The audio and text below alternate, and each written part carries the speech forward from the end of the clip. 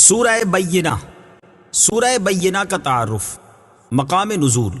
جمہور مفسرین کے نزدیک یہ سورت مدنیہ ہے، اور حضرت عبداللہ ابن عباس رضی اللہ تعالیٰ عنہما کی ایک روایت یہ ہے کہ یہ سورت مکیہ ہے۔ آیات، کلمات اور حروف کی تعداد: اس سورت میں 1 رکوع، 8 آیتیں، 94 کلمے اور 399 حروف ہیں۔ بینہ نام رکھنے کی وجہ: بینہ کا معنی ہے روشن اور بہت واضح دلیل۔ اس سورت کی پہلی آیت کے آخر میں یہ لفظ موجود ہے، اس مناسبت سے اسے سورہ بینہ کہتے ہیں۔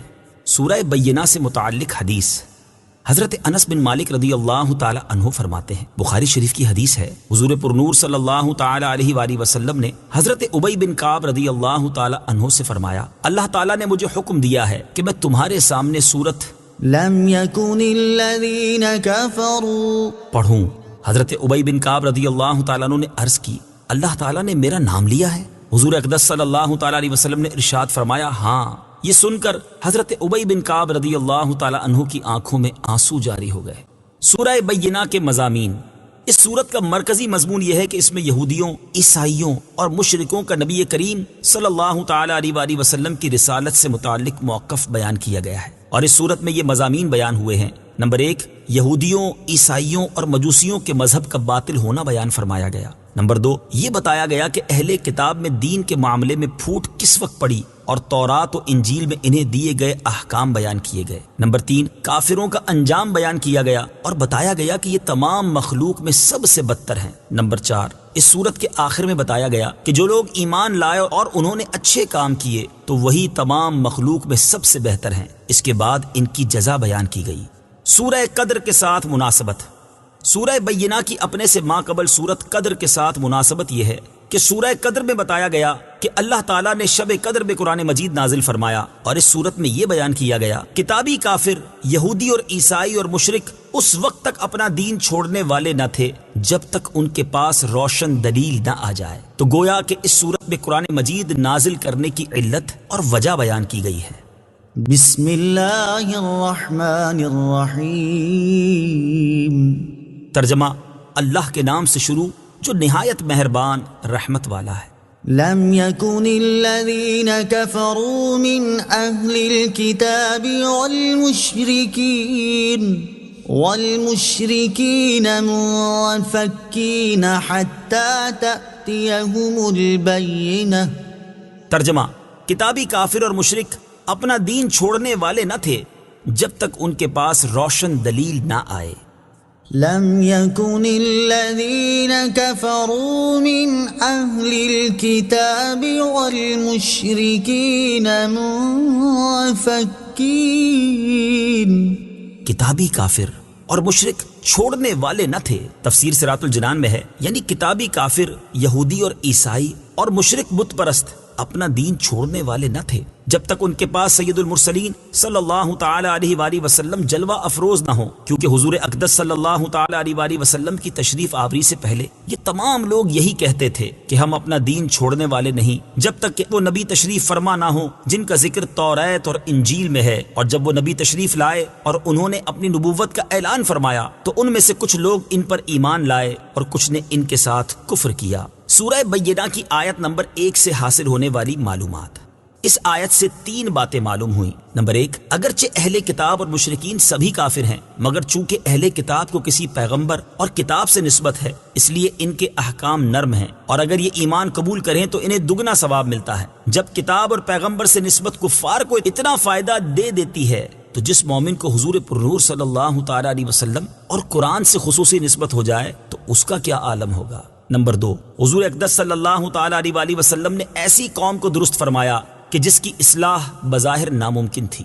نمبر 3، آسمانی کتابوں پر عمل ان کے منسوخ ہونے سے پہلے ہدایت تھا، اور ان کے منسوخ ہونے کے بعد ان پر عمل گمراہی ہو گیا۔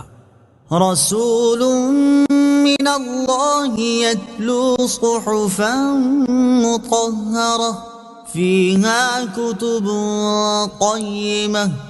ترجمہ: وہ اللہ کا رسول ہے جو پاک صحیفوں کی تلاوت فرماتا ہے، ان صحیفوں میں سیدھی باتیں لکھی ہوئی ہیں۔ رسول من اللہ اللہ کا رسول ہے۔ تفسیر صراط الجنان میں ہے، یعنی وہ روشن دلیل اللہ تعالیٰ کے انتہائی شاندار رسول ہیں جو کہ سب صحیفوں کے مضامین کی جامع پاک کتاب قرآن پاک کی تلاوت کرتے ہیں۔ قرآن مجید ہر طرح سے پاک ہے کہ پاک جگہ سے پاک فرشتوں کے ذریعے پاک نبی پر آیا، پھر ہمیشہ پاک زبانوں، پاک سینوں، پاک ہاتھوں میں رہے گا، نیز ملاوٹ اور رد و بدل سے محفوظ ہے۔ نیز یہ بھی یاد رہے کہ حضور پرنور صلی اللہ تعالی علیہ وآلہ وسلم کی تلاوت معجزہ ہے، کیونکہ آپ صلی اللہ تعالی علیہ وآلہ وسلم نے مخلوق میں سے کسی سے سیکھے بغیر قرآن پڑھا اور پڑھایا، سمجھا اور سمجھایا، جبکہ ہماری تلاوت معجزہ نہیں، کیونکہ ہم حافظ، قاری اور عالم وغیرہ سے قرآن پاک کی تلاوت، قراءت، اس کے احکام اور اسرار سیکھتے ہیں۔ فیہا کتب قیمہ، ان صحیفوں میں سیدھی باتیں لکھی ہوئی ہیں۔ تفسیر صراط الجنان میں ہے، یعنی ان صحیفوں میں حق اور عدل کی سیدھی باتیں لکھی ہوئی ہیں جو درستی اور اصلاح پر دلالت کرتی ہیں۔ وما تفرق الذين اوتوا الكتاب الا من بعد ما جاءتهم البينة۔ ترجمہ، اور جن لوگوں کو کتاب دی گئی انہوں نے آپس میں تفرقہ نہ ڈالا مگر اس کے بعد کہ وہ روشن دلیل ان کے پاس تشریف لائے۔ وما تفرق الذين اوتوا الكتاب، اور پھوٹ نہ پڑی کتاب والوں میں۔ تفسیر صراط الجنان میں ہے، اس آیت سے مراد یہ ہے کہ پہلے سے تو سب اس بات پر متفق تھے کہ جب وہ نبی تشریف لائیں گے جن کی بشارت دی گئی ہے تو ہم ان پر ایمان لائیں گے، لیکن جب وہ نبی مکرم صلی اللہ تعالی علیہ وآلہ وسلم جلوہ افروز ہوئے تو ان میں پھوٹ پڑ گئی، اور ان میں سے بعض آپ صلی اللہ تعالی علیہ وآلہ وسلم پر ایمان لائے اور بعض نے حسد اور عناد کی وجہ سے کفر اختیار کیا۔ وما امروا الا ليعبدوا الله مخلصين له الدين حنفاء ويقيموا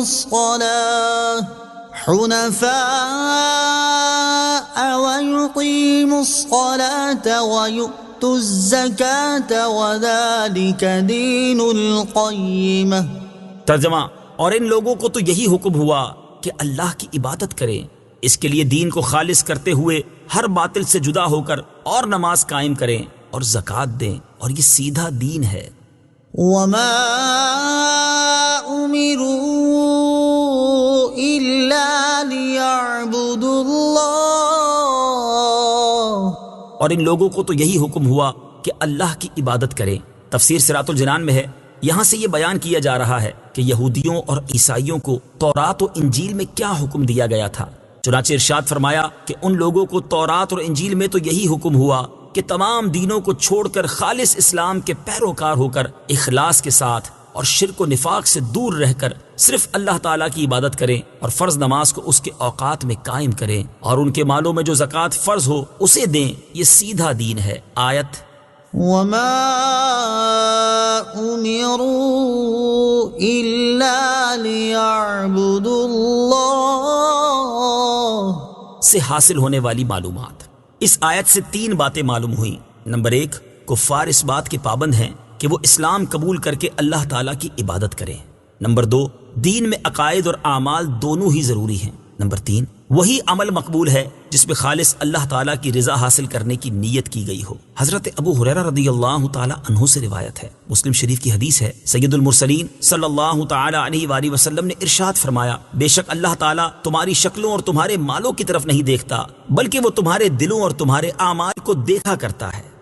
ان الذين كفروا من اهل الكتاب والمشركين في نار جهنم خالدين فيها اولئك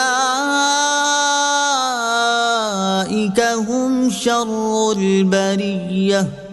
ترجمہ، بے شک اہل کتاب میں جو کافر ہوئے وہ اور مشرک سب جہنم کی آگ میں ہیں، ہمیشہ اس میں رہیں گے، وہی تمام مخلوق میں سب سے بدتر ہیں۔ ان الذين كفروا من اهل الكتاب، بے شک اہل کتاب میں جو کافر ہوئے۔ تفسیر صراط الجنان میں ہے، اس سے پہلے کافروں کا دنیاوی حال بیان کیا گیا اور اب یہاں سے کافروں کا اخروی حال بیان کیا جا رہا ہے، اور اہل کتاب کے ساتھ مشرکوں کا ذکر اس لیے کیا گیا تاکہ انہیں یہ وہم نہ ہو کہ آیت میں بیان کیا گیا حکم صرف اہل کتاب کے ساتھ خاص ہے۔ آیت ان الذین کفروا سے حاصل ہونے والی معلومات۔ اس آیت سے 4 باتیں معلوم ہوئیں۔ نمبر 1، اہل کتاب میں سے وہ لوگ جو اللہ تعالیٰ کو مانتے اور اس کی عبادت تو کرتے تھے، لیکن انہوں نے اللہ تعالیٰ کے حبیب صلی اللہ تعالیٰ علیہ وآلہ وسلم کی نبوت کو نہ مانا اور ان کی عزت و توقیر نہ کی، تو اللہ تعالیٰ نے انہیں کافر قرار دیا، بلکہ یہاں تو مشرکین سے پہلے ان کے عذاب کا ذکر کیا۔ نمبر 2، کافر چاہے کتابی ہو یا مشرک جہنم میں ہمیشہ رہے گا، اگرچہ ان کے کفر کی وجہ سے ان کے عذاب کی نوعیت جدا ہو۔ نمبر 3، کفر جہنم میں داخل ہونے کا یقینی سبب ہے۔ نمبر 4، کافر اگرچہ کتنی ہی بڑی کوئی خدمت انجام دے رہا ہو وہ بدتر ہی ہے۔ ان الذين آمنوا وعملوا الصالحات اولئك هم خير البرية۔